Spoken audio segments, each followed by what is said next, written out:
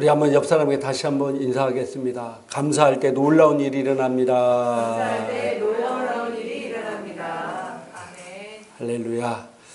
오늘도 우리 예배 참석한 우리 성도님들과 또 비대면으로 예배되는 우리 성도님들, 또 전 세계에서 이 방송을 보시는 모든 분들에게 주님의 놀라운 은혜와 축복이 함께할 것입니다. 아멘. 특별히 오늘은 추수감사절 예배로 드리는 날입니다.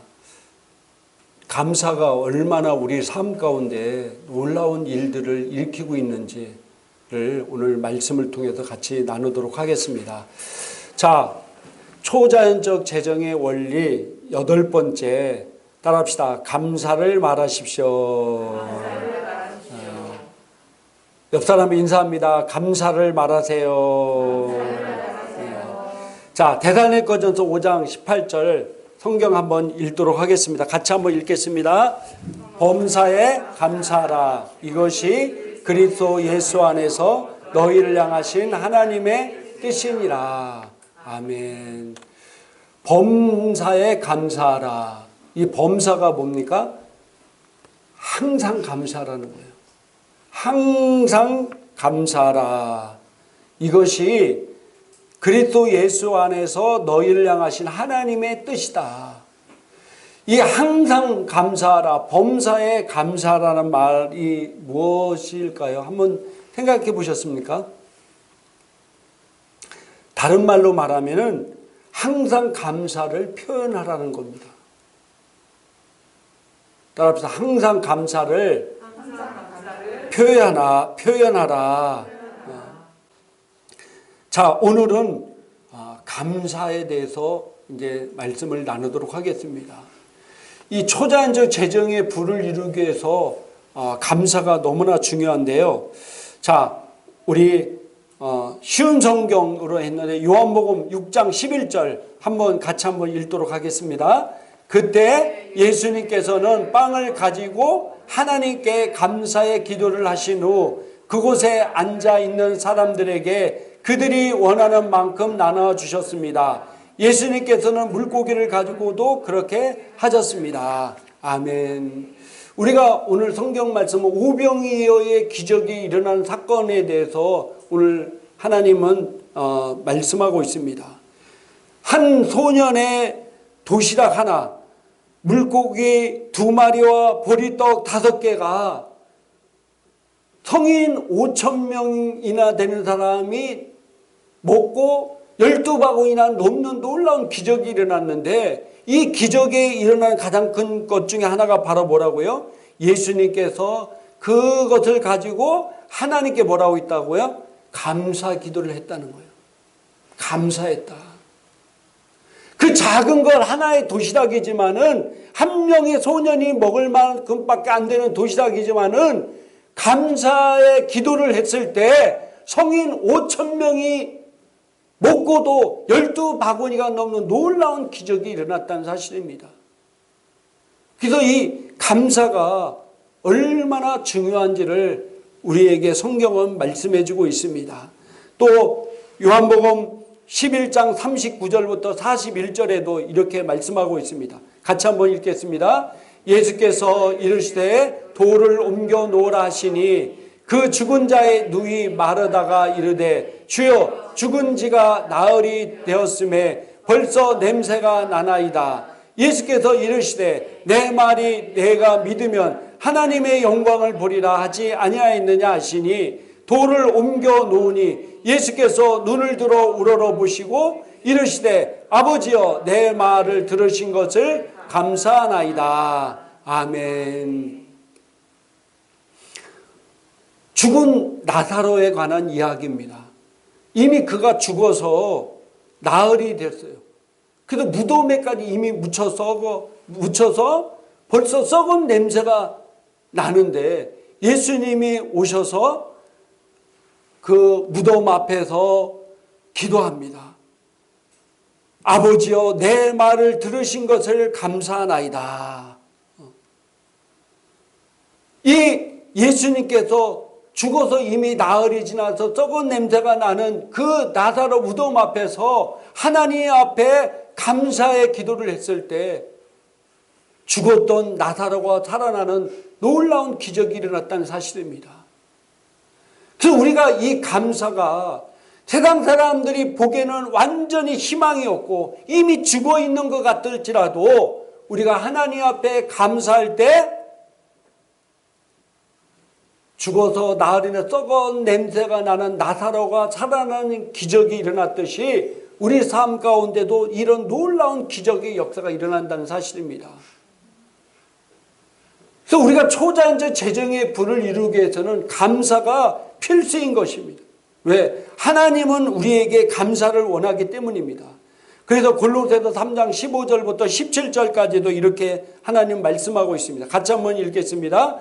그리스도의 평강이 너희의 마음을 주장하게 하라. 너희는 평강을 위하여 한 몸으로 부르심을 받았나니 너희는 또한 감사하는 자가 되라. 그리스도의 말씀이 너희 속에 풍성히 거하여 모든 지혜로 피차 가르치며 권면하고 시와 찬송과 신령한 노래를 부르며 감사하는 마음으로 하나님을 찬양하고 또 무엇을 하든지 말이나 일이나 다 예수의 이름으로 하고 그를 힘입어 하나님 아버지께 감사하라. 아멘. 너희는 감사하는 자가 되라. 또 무엇이든지 말이나 입이나 다 주 예수 이름으로 하고 그를 힘입어 아버지께 감사하라고 말씀하고 있습니다. 우리의 입술은 항상 감사의 입술이 되어야 된다는 사실입니다. 그럴 때 우리는 재정적인 부를 이루며 살 수 있습니다. 근데 우리가 감사할 때 누가복음 이 12장 34절 쉬운 성경에 이렇게 말씀하고 있습니다. 같이 한번 읽겠습니다. 너희의 재물이 있는 곳에 너희의 마음도 있다. 우리가 감사할 때 우리가 입술로도 날마다 감사하지만은 또 우리가 재물이 있는 곳에 너희 마음이 있다고 그랬어요. 감사할 때 물질로도 감사를 해야 돼요. 하나님 은혜에 내가 감사하다고 하면은 정말 그 감사를 누린 만큼 우리가 물질로도 하나님 앞에 감사하는 성도가 되어야 된다는 사실입니다. 자, 우리가 감사할 것이 많잖아요. 부모님의 은혜에 우리가 얼마나 감사합니까? 근데 우리가 부모님 은혜에 감사한다 하면서도 아무것도 물질로 심지 않는다고 하면은 사실 그 부모님은 그것을 별로 못 느낄 겁니다. 우리 자녀들이 부모님 은혜에 감사하다 하면서 조그만 거 하나라도 선물을 사서 뭔가를 드린다고 하면은 부모님은 더 기쁠 거예요. 그죠? 내 생일인데 자녀들이 엄마 아빠 생일 축하해요. 그럼 맨입으로 씻는다. 그거랑 어머니 아버님 생일 축하드립니다 하고 조그만 선물이라도 하나라도 드리는 거랑 차이가 있습니까? 없습니까? 여러분은 마음이 워낙 좋아서 없죠? 저는 있더라고요.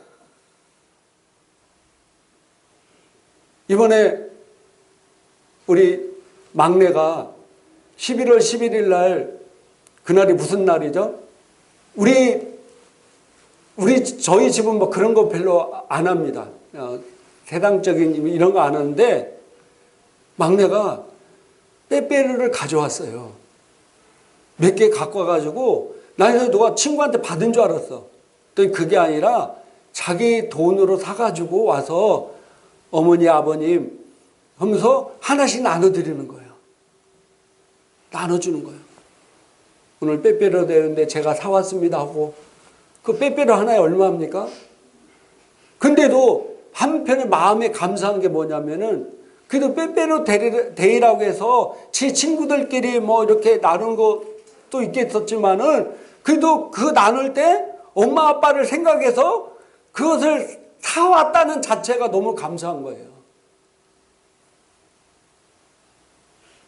그러니까 물질이 있는 곳에 마음이 있는 겁니다.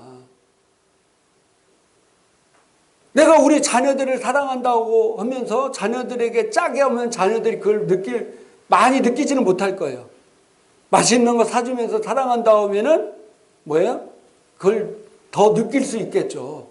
이 재물이 그런 역할을 하는 겁니다. 내 주변에 있는 사람들에게도 뭐예요?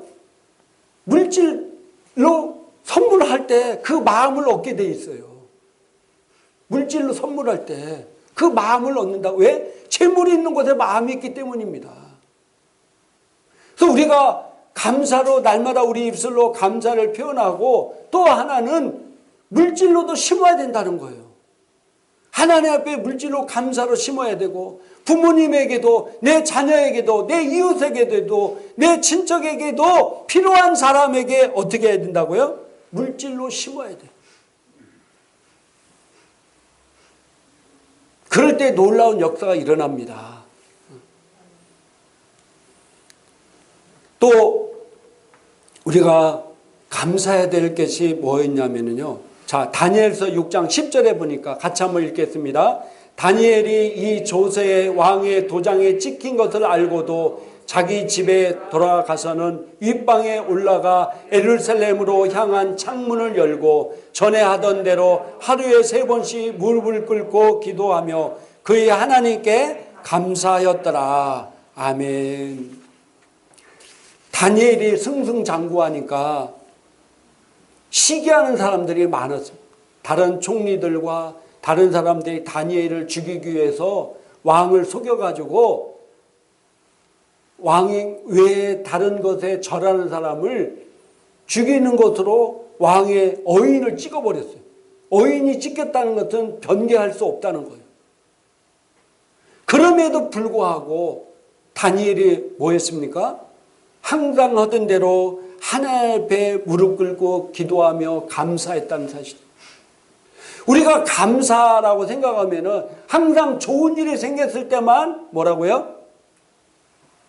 감사한다고 이렇게 생각할 수 있어요. 근데 가만히 보면은 어떤 사람도 좋은 일이 생겼을 때 감사는 다 할 수 있을 것 같아요. 그죠? 예수님 안 믿는 사람도 좋은 일이 생기면 감사할 수 있어요. 근데 정말로 진정한 감사는 뭐예요? 어려운 일이 있고 위기의 순간에 감사할 수 있는 것이 정말 진정한 감사가 아닌가 이렇게 생각이 듭니다. 요즘 오륜교에서 다니엘 기도회를 하고 있어요. 저도 저녁 때 이제 그것을 이렇게 보고 있는데 저 간증자들이 나와서 어떤 것을 간증할 때 보면은 와 정말로 저런 일들이 있구나. 자기 애가 어떤 애가 갑자기 간질 같은 거죠. 뇌에 문제가 생겨서 막 발작을 하는데 근데 저는 그런 애들이 많은 줄 몰랐어요. 그 간증을 듣기 전까지. 우리나라에 그런 애들이 의외로 굉장히 많다는 거예요. 애가 3살, 4살, 5살 너무 건강 예쁘게 자랐는데 어느 날 막 갑자기 애가 뇌경련이 일어나는 거예요. 근데 그게 정말 무섭더라고요. 어떤 개는 하루에 50번, 70번씩 경련이 일어나. 근데 그걸 방치하면요, 뇌가 망가져가지고 완전히 애가 장애인이 되고 완전히 식물인간 되어버리는 경우도 너무 많다는 거예요. 근데 내 자녀가 건강하게 멀쩡하다 하루아침에 그렇게 하면 되거든. 하루에 막 발작을 50번, 70번씩 하면서 나중에는 엄마 아빠도 못 알아봐. 그리고 이런 애들은 잘해도 치료를 잘 받아도 거의 대부분이 장애인이 된다는 거예요. 장애인. 참 하늘이 노력했죠. 그럼에도 불구하고 하나님 앞에 감사할 조건을 찾고 감사할 참 대단한 것 같아요. 다니엘은 자기가 죽을 줄 알면서도 하나님 앞에 감사 기도드렸다는 사실입니다. 우리가 좋은 일이 있을 때 누구든지 감사를 못하겠습니까? 내가 정말 힘들고 어렵고 고통 가운데 있을 때 감사할 때 놀라운 기적이 일어난다는 사실입니다. 오늘 다니엘이 이걸 통해서 결국 그들의 올무에 빠졌지만은 하나님은 올무 가운데서도 건져내시는 분이 하나님이십니다. 그를 죽이려 했던 자들이 결국은 자기들이 파는 올무에 걸려서 사자밥이 되듯 다 죽게 되는 역사가 일어나. 그래서 우리가 감사할 조건이 없는 것 같아도 감사할 때 놀라운 기적이 일어난다는 사실입니다. 하박국 3장 17절부터 19절 한번 읽어보도록 하겠습니다.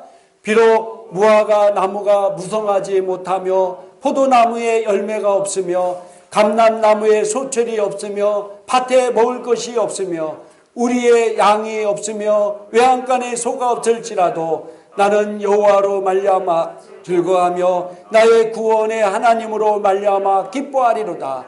주 여호와는 나의 힘이시라. 나의 발을 사슴과 같게 하사 나를 나의 높은 곳으로 다니게 하시리로다. 이 노래는 지휘할 사람을 위하여 내 수금에 맞춘 것이니라. 아멘. 미국의 심층 뉴스 TV 프로그램 인사이드 에디션의 진행자로 유명한 데보라 노비라는 사람이 감사의 힘이란 책을 썼습니다. 우리나라도 그 책이 번역되어 있는데요. 이 책에서 위대한 성공이 감사합니다라는 말을 자주 하는 사소한 습관에서 비롯됐다라고 얘기하고 있습니다.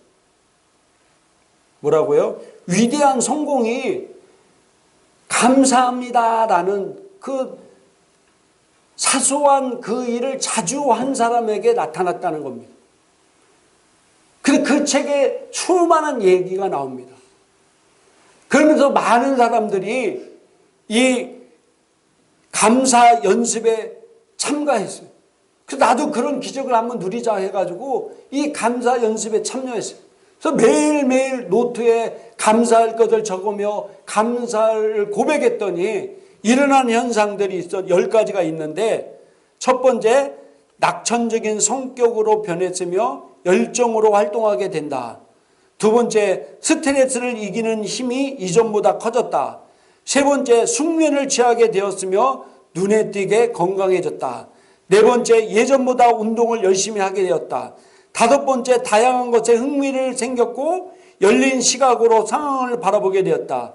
여섯 번째, 주위 사람들로부터 유머 감각이 생겼고 남의 이야기를 듣게 되었다. 일곱 번째, 결단력이 강해졌고 체계적인 일 처리를 하게 됐다. 여덟 번째, 다른 사람으로부터 관대하고 친절한 사람이라는 평판을 받았다. 아홉 번째, 인생의 목표를 다시 세웠고 그것을 이루기 위해 노력했다. 열 번째, 가족 관계가 돈독해졌다는 사실과 그들은 감사로 성공도 행복도 이제 내 것이 되었다고 실토하게 되었다. 이 책을 읽고 감사 연습에 계속해서 참여했던 사람들이 공통적인 특징 10가지라는 거예요. 물론 그 사람들 중에 예수를 믿는 사람도 있고 예수를 안 믿는 사람이 있을 수 있습니다. 그들이 계속해서 자기 삶 가운데 감사를 말하고 감사를 고백했더니 이런 놀라운 일들이 일어났다는 사실입니다. 내 삶에 지금 행복하지 못한 사람이 있습니까? 자기 입술의 단어를 한번 생각해 보세요. 그런 사람들은 감사란 단어가 거의 없었을 겁니다. 감사할 때 행복해진 것입니다. 그래서 감사해요. 비록 무화과 나무가 무성하지 못하며 포도나무에 열매가 없으며 감람나무에 소출이 없으며 밭에 먹을 것이 없으며 우리의 양이 없으며 외양간에 소가 없을지라도 나는 여호와로 말미암아 즐거워하며 나의 구원의 하나님으로 말미암아 기뻐하리로다. 할렐루야. 이런 고백이 우리 입술 가운데 항상 나오는 성도가 되기를 주님의 이름으로 축복합니다. 축복과 감사는요, 절대로 뗄래야 뗄 수 없는 관계라는 사실. 진정한 감사는 내가 얼마나 축복을 받았는지를 깨달을 때 진정한 감사가 나올 수 있다는 사실입니다. 정말로 감사하는 사람들이 어떤 사람이 감사합니까? 내가 정말로 축복을 받은 사람이라고 깨달을 때, 그것이 물질이 많고 적고 건강하고 건강하지 못하고를 떠나서 정말 하나님 한 분만으로 인해서 내가 얼마나 큰 축복과 은혜를 받았는지를 아는 사람이 진정으로 감사할 수 있다는 사실입니다. 불평도 습관입니다. 불평한 사람은 항상 불편합니다. 그의 삶은 항상 불평거리가 넘쳐납니다. 그러면서 불평이 습관화되고 본인만 불행한 인생을 사는 것이 아니라 주변 사람들을 모두 인생을 불편하게 만들고 불평하게 만든다는 사실이에요. 우리가 감사를 습관화되면은 이 감사가 훌륭한 인격을 만들어주고 행복의 길로 인도합니다. 그래서 감사가 계속해서 반복될 때 우리는 풍성한 삶을 살 수 있다는 사실입니다. 우리가 잘 아는 이스라엘 백성들, 가나안, 젖과 꿀이 흐르는 가나안 땅으로 인도하는 약속을 받고 나온 그 이스라엘 백성들이 가나안 땅의 눈앞에 보면서도 감사할 줄 모르고 불평하다가 축복을 받아 누리지 못하고 광야에서 자신들의 고백대로 메뚜기처럼 비참하게 죽어갔습니다. 그들은 하나님이 노예에서 해방시켜 주시고 위기마다 함께하며 건져내 주었지만 감사할 줄 몰랐습니다. 날마다 감사하며 살아도 부족한데 날마다 불평하며 살았습니다. 하나님이 세운 지도자 모세를 원망했습니다. 만나를 받아 먹으면서도 불평했고 길을 가면서도 길이 나쁘다고 불평했고 고기가 없다고 불평했고 지도자 모세가 잘못 인도했다고 원망했습니다. 결국 놀라운, 우리가 보기에는 정말 기적적인 인생 가운데 살았던 이스라엘 백성들이었지만은 불평과 원망만 일삼다가 인생이 불행하게 끝나는 그런 사람들이 되었습니다. 여러분들, 감사를 표현하는 것이 바로 축복의 지름길이라는 사실입니다. 그래서 감사하세요. 계속해서 내 입술에 감사가 차고 넘치게 하시기 바랍니다. 또 감사한 것을 물질로 심으시기 바랍니다. 물질이 있는 곳에 마음이 있다고 그랬어요. 또 우리가 항상 좋은 일에만 감사하는 것이 아니라 자기가 어려움이 오고 힘들고 고통 가운데 있을지라도 감사하시기 바랍니다. 그 감사가 결국은 그 어려운 삶을 바뀌게 되고 풍성의 축복의 길로 우리를 인도한다는 사실입니다. 부부지간에도 감사하시기 바랍니다. 부모님께 감사를 표현하기 바랍니다. 우리 자녀에게도 감사를 표현하기 바랍니다. 그럴 때 우리는 놀라운 행복 가운데 풍성한 재정의 부를 이루며 살 수 있을 것입니다. 우리 기도하겠습니다. 이 시간 우리 기도할 때 오늘 말씀을 생각하면서 내 입술에 항상 감사가 떠나지 않게, 심지어는 내가 어려운 가운데 힘든 가운데 도전이 있을지라도 감사를 통해서 놀라운 기적으로 그 도전이 바뀌는 체험을 할 수 있게 우리 기도하시오. 특별히 오늘 성찬식인데 이 성찬식을 위해서도 우리 같이 통성으로 간절히 기도하겠습니다.